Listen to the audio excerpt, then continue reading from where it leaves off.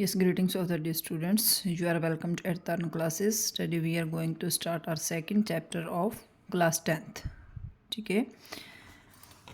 Nelson Mandela Long Walk to Freedom. It's written by Nelson Rolihlahla Mandela. It's full name of Nelson Mandela. ठीक है. This lesson is taken from Nelson Mandela's autobiography. It's an extract from the autobiography of Nelson Mandela. He became the first non-white president of South Africa in 1994. The chapter describes Mandela's views about freedom, his struggle for freedom, and the help he received from the people of his nation. It also tells about the ceremonial installation of the first democratic government of South Africa. ठीक है, कि south Africa में किस तरह से first democratic government बनी है. उससे पहले वहाँ साउथ अफ्रीका में 1994 से पहले डेमोक्रेटिक गवर्नमेंट नहीं थी. इसके बारे में ये लेसन हमें बता रहा है. ठीक है. Yes, I am going to start our lesson. Yes, 10th में dawn bright and clear. 10th मई का दिन आ गया था और दिन साफ था. For the past few days, I had been pleasantly besieged by dignitaries and world leaders who were coming to pay their respect before the inauguration. The inauguration would be the largest gathering ever of international leaders on South African soil. यहाँ Nelson Mandela खुद बता रहे हैं कि 10 मई का दिन था, जो कि बहुत ही साफ और क्लियर दिन था, और कई दिनों से लोग यहाँ पर पहुँच रहे थे. वे खुशी खुशी से मुझे बधाई दे रहे थे. ये इनोग्रेशन से पहले दिन की बात वो बता रहे हैं. The inauguration would be the largest gathering ever. वो कह रहे हैं कि इससे पहले कभी भी इतने लोग एक साथ यहाँ इकट्ठे नहीं हुए थे जितने कि अब साउथ अफ्रीकन सॉइल यानी कि साउथ अफ्रीका की धरती पे इकट्ठे हो रहे थे.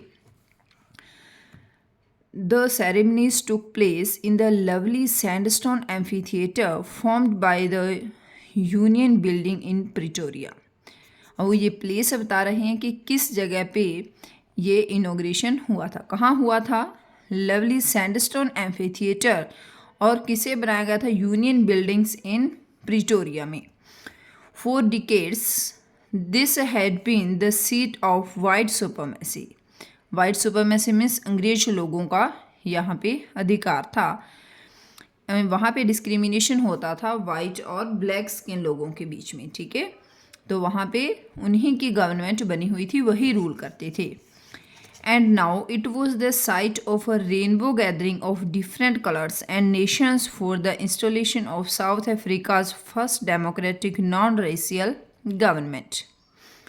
अब देखिए, वो कह रहे कि इस बार sight of rainbow gathering means हर तरह के लोग आ रहे थे वहाँ. हिंदू, मुस्लिम, सिख, कोई भी है, चाहे हर कंट्री से लोग वहाँ एक साथ इकट्ठे हो रहे थे. ऐसा नहीं था अब कि वही वाइट गवर्नमेंट रूल में हो. अब वहाँ रूल चेंज हो चुका था. क्या हो गया था? अब वहाँ फर्स्ट डेमोक्रेटिक मीन्स जिसको हम वोट दे के चुनते हैं और जिसको ज़्यादा वोट होते हैं वही गवर्नमेंट रूल करती है ना. उसी के पर रिप्रेजेंटेटिव्स रूल करती हैं.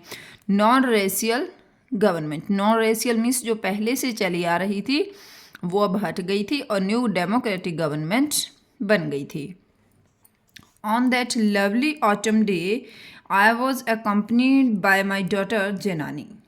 अब नेल्सन मंडेला किसके साथ थे इस दिन? नेल्सन मंडेला अपनी बेटी जेनानी के साथ थे. On the podium, Mr. De Klerk was first sworn as second deputy president. अब देखिए यहाँ पे क्या हुआ है कि जो मिस्टर डे क्लर्क हैं उनको अब नेल्सन मंडेला से पहले उन्होंने शपथ लिया ना. उन्होंने शपथ लिया किस तौर पे? सेकंड डिप्टी प्रेसिडेंट के तौर पे. इससे पहले एक डिप्टी प्रेसिडेंट पहले इलेक्ट हो चुके थे और अब दूसरे बने थे कौन? Mister day clerk. Then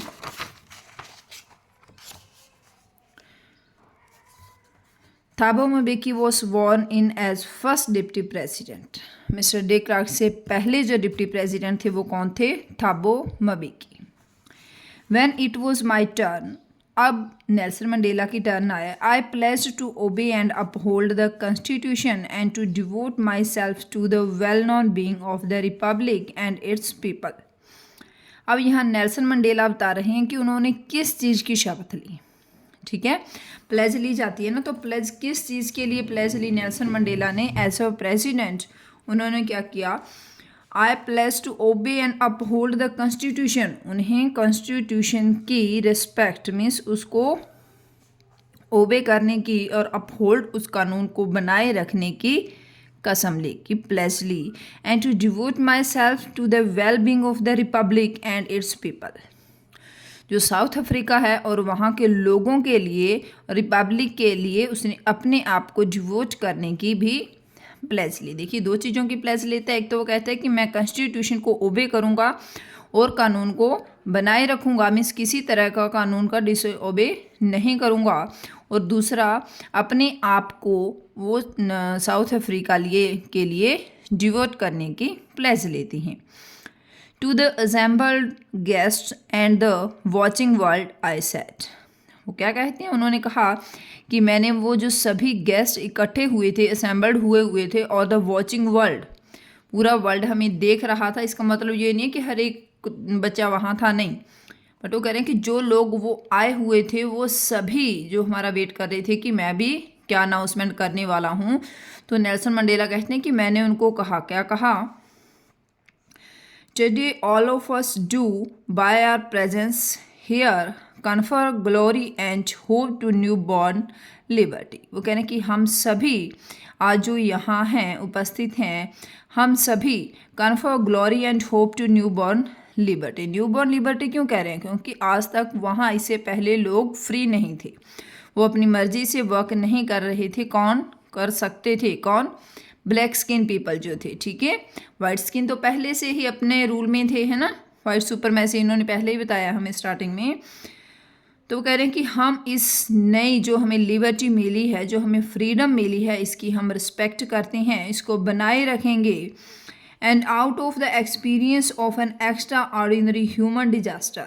extra ordinary human disaster ये किसको कह रहा है, जो डिस्क्रिमिनेशन हो रहा था ना ब्लैक स्किन लोगों के लिए, और जो मेंटली वो परेशान हो चुके थे, है ना, तो उस चीज़ को बता रहा है कि वो कह रहा है जो काफ़ी लंबे टाइम से हमें जो इस तरह से डिस्क्रिमिनेशन किया जा रहा था हम लोगों से, out of the experience of an extraordinary human disaster that lasted too long must be born in society of which all humanity will be proud. वो कह रहे हैं कि अब ये जो लिबर्टी है ये सभी लोगों को सेम तौर पे मिलेगी और सभी को प्राउड फील करना चाहिए, क्योंकि इससे पहले काफ़ी टाइम तक उन्होंने N extraordinary human disaster को फील किया है. ठीक है, इट मीन्स लोग डरे हुए थे, अपने पसंदीदा वर्क नहीं कर सकते थे, अपनी पसंदीदा जगह पे आ जा नहीं सकते थे, जैसा कि इंडिया में होता था ना ब्रिटिश रूल के टाइम, वैसे ही. We who were outlaws not so long ago have today been given the rare privilege to be host to the nations of the world on our own soil. अब वो Nelson Mandela कह रहे हैं कि आज तक जिनको कानून से बाहर किया जा रहा था, हमें कानून के अंदर रह के भी कुछ करने की परमिशन नहीं थी, क्योंकि वो लोग अपनी मर्जी से करते होते थे जो वाइट्स लोग थे.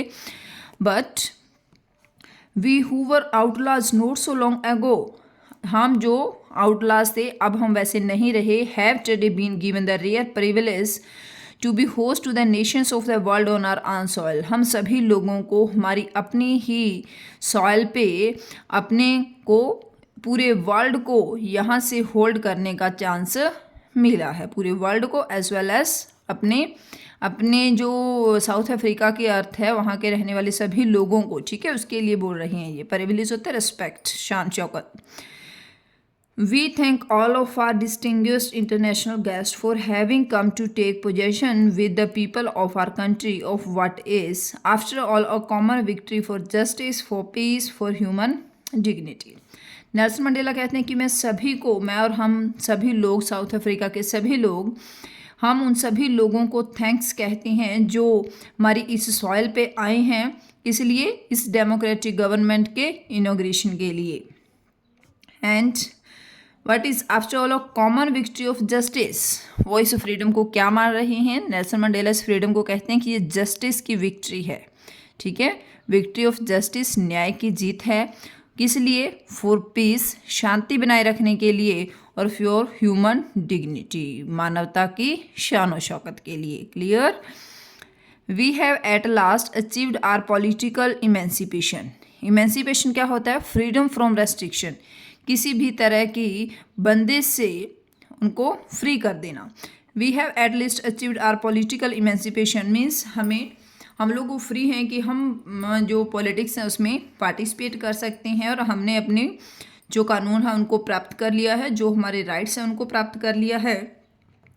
We pledge ourselves to liberate all our people from the continuing bondage of poverty. वो कहते हैं कि मैं कसम उठाता हूँ कि मैं जो साउथ अफ्रीका है यहाँ के सभी लोगों को गरीबी के बंधन से फ्री करने की कोशिश करता हूँ। डेप्रिवेशन, जो इनको अब पीछे छोड़ा जा रहा था, उनको अलग रखा जा रहा था, सफरिंग, और उनको पीड़ित किया जा रहा था, तंग किया जा रहा था। Gender and other discrimination, gender means male और फीमेल में जो डिफरेंस किया जा रहा था। अब नेल्सन मंडेला कहते हैं कि जो लोग गरीबी से पीड़ित हैं, या उनको किसी भी जॉब वगैरह से या अपनी पसंदीदा वर्क करने से डिप्राइव किया जा रहा था, या उनको किसी भी तरह से सफ़र किया जा रहा था, वो सफ़र हो रहे थे, या कोई जेंडर डिस्क्रिमिनेशन था, इन सभी चीज़ों से मैं फ्री करता हूँ। मीन्स जो साउथ अफ्रीका की सॉइल है वहाँ पे सभी लोगों को इक्वल राइट्स हैं।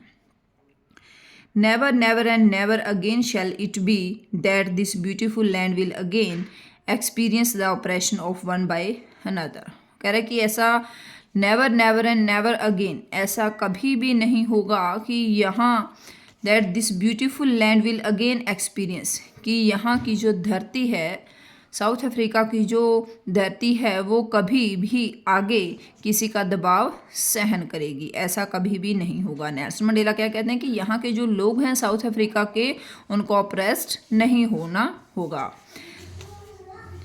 The sun shall never set on so glorious a human achievement। हम नेल्सन मंडेला क्या कहते हैं कि द सन किसको कह रहा है? जो ये इनको लिबर्टी मिली है, वो कह रहे हैं कि ये जो glorious, the sun shall never set on so glorious a human achievement, जो ह्यूमन अचीवमेंट हमें मिली है, हम फ्री हुए हैं सभी लोग, ये कभी भी, ये सन जो है वो कभी भी सेट नहीं होगा। मीन्स साउथ अफ्रीका के लोग कभी भी गुलाम नहीं बनेंगे। Let freedom mean God bless Africa. चलो हम अब इस स्वतंत्रता को प्राप्त करते हैं, एंड गॉड ब्लेस अफ्रीका, भगवान अपनी ब्लेसिंग्स अफ्रीका पे बनाए रखे। यस बेटा, इसके क्वेश्चन से देखते हैं हम।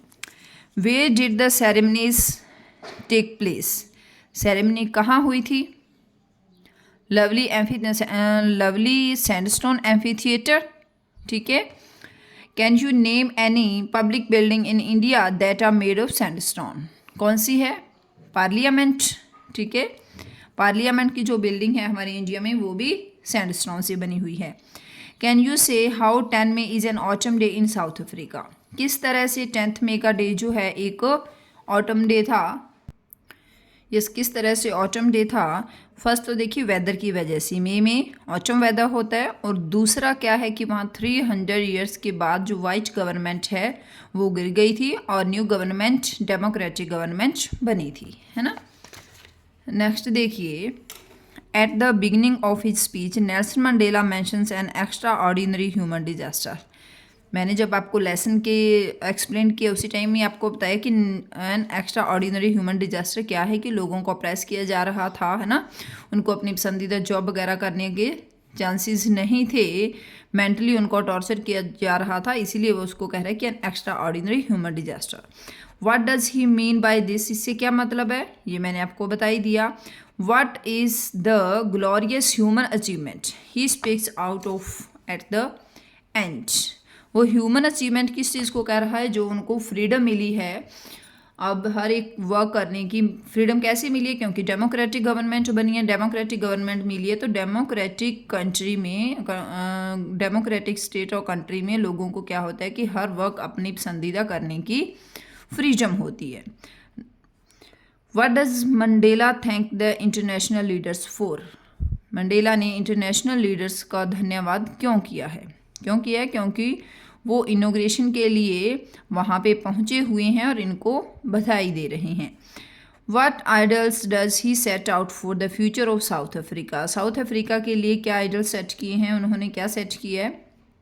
उन्होंने कहा है कि अब सभी लोग फ्री रहेंगे, फ्री इन द सेंस कि अपने अकॉर्डिंग वर्क कर सकेंगे, कोई किसी को ऑप्रेस नहीं करेगा, कोई किसी को फोर्स नहीं करेगा, जो जेंडर के बेस पे है या फिर वो ब्लैक और वाइट स्किन बेस्ड है, वो किसी तरह का कोई डिस्क्रिमिनेशन नहीं होगा।